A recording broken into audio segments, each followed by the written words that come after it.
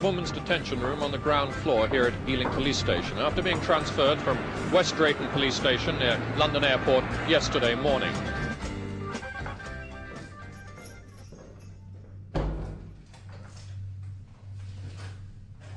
She's got a bed, table and chair in her room. She gets her meals from the police canteen on the second floor, and she's got a permanent guard of one policewoman and an armed special branch officer. Meanwhile, Layla Khaled's comrades, 2,000 miles away in Oman, were spelling out their demands via the world's press. We have very simple demands. We want these demands to be met. That would be good for everybody.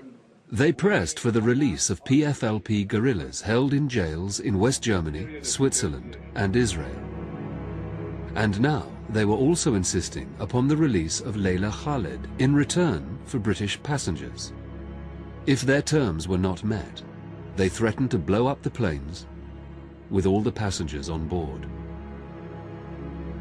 But what the British government did not know was that the PFLP were bluffing for the release of Layla Khaled. There were no British passengers at Dawson's Field. But all this was about to change. On the 9th of September, BOAC Flight 775 en route to London stopped in Bahrain to pick up passengers. Among those waiting to board, there were a number of British children returning for a new term at school in England. In those days, my mother always used to send me on any journey with an apple in my pocket. When they were patting me down, they came to the apple, and the chap said, "What's this? What's this?" And I said, "Well, it's an apple." And they all got very excited because he thought it was a hand grenade. And I had an awful trouble getting it out of my pocket to show him, actually, yes, this is an apple. It's not a hand grenade.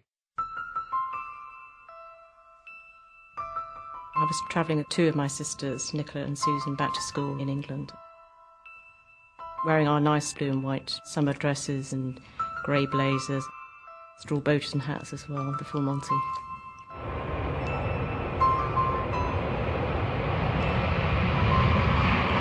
Flight, for me, was a complete freedom because it was the time when I was not under command from my parents and not under command from school. And so it was fantastic. I loved it. It was just great to be able to say to their hostess when she came round, would you care for a drink, sir? I'll take a tin of beer, please.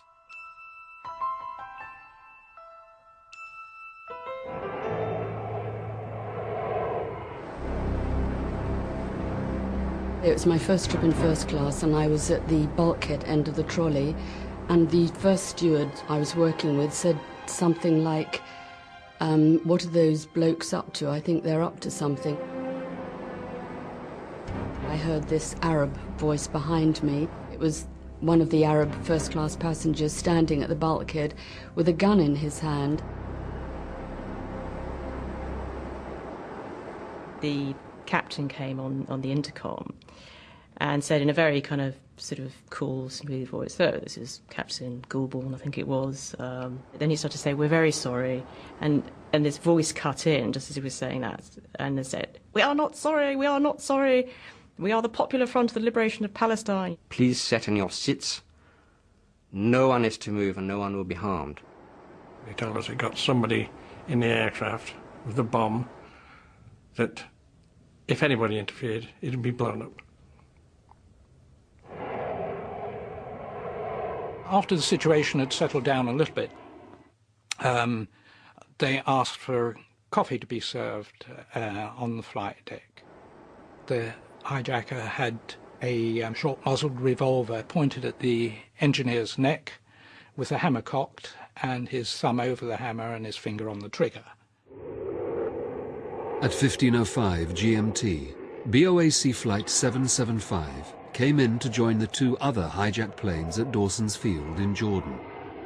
And I remember us all looking out and seeing these two aircraft and some vehicles on the ground and being really quite confused about this because this was clearly not an airfield. There was no runway or strip or anything. It was just literally a desert. Through the dust, we could see these pickups driving along beside us, full of Palestinians with their shamarks all waving in the wind with their Kalashnikovs. And they were all obviously really excited. And you could see them shouting and waving their weapons in the air. There were people firing outside. It was really celebration. They'd taken another aeroplane.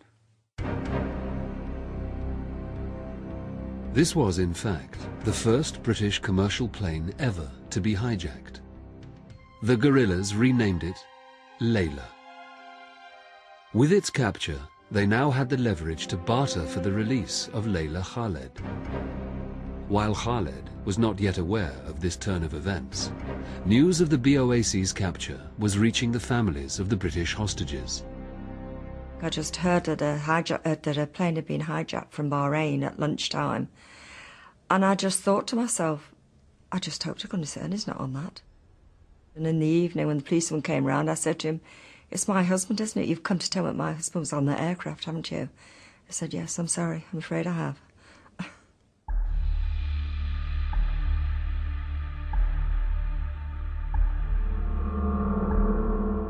On the BOAC plane, the children awoke to an unorthodox breakfast. They had a couple of packets of biscuits, like digestive biscuits, and peaches. They had a couple of tins of sliced peaches. I can feel it now, the feel of the grey plastic bowls that they had, BOAC, but with BOAC on it, and having one of these and having one biscuit and a slice of peach. And that was our breakfast.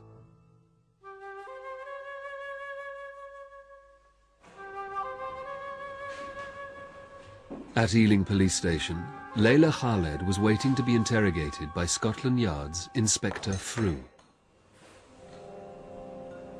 And he was saying, "Look, you're a very intelligent girl. Woman," he said. I don't like men's compliments because I'm conservative.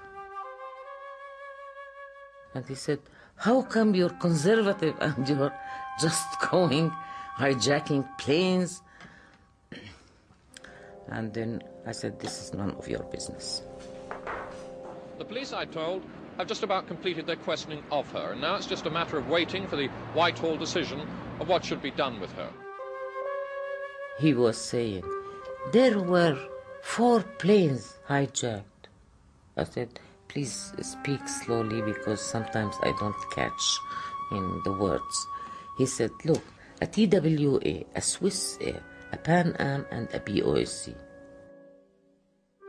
When I knew that the BOAC was hijacked, it gave me hope that I will not stay long in prison.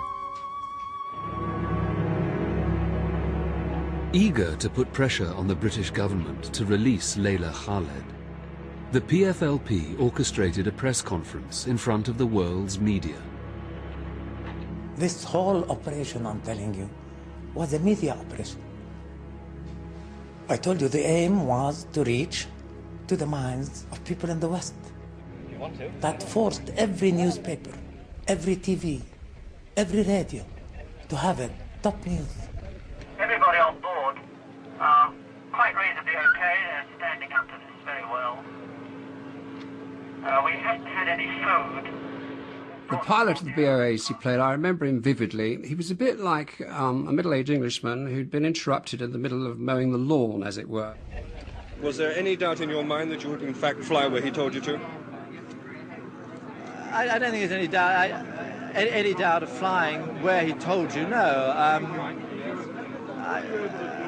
The whole point is that you've got a gun at your neck and you've got to fly the aeroplane. He's got presumably lethal devices apart from the gun. He told us he had. And he said if it didn't do as we didn't do as he wanted us to do, it just blows a lot up.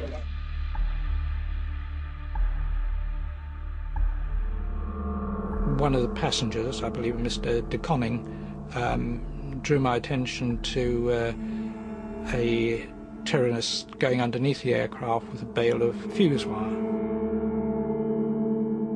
The word was around, we all knew. When we sat in that aircraft, we sat on all them explosives. We knew that. There's nothing one could do, really. I mean, the fact of the matter, it was there, and just rather hope that nobody dropped a lighted match or anything. And as the days went on, so that stuff started sweating. It's not very stable when it sweats. We started sweating as well. I had 2 sessions for sports. They gave me this opportunity. I was playing badminton of course, with the guards. They were asking me for the menu I wanted. I was treated well. I felt that those people were friendly to me. One of the guards once came and brought me an orange. When I saw it, I began to cry. And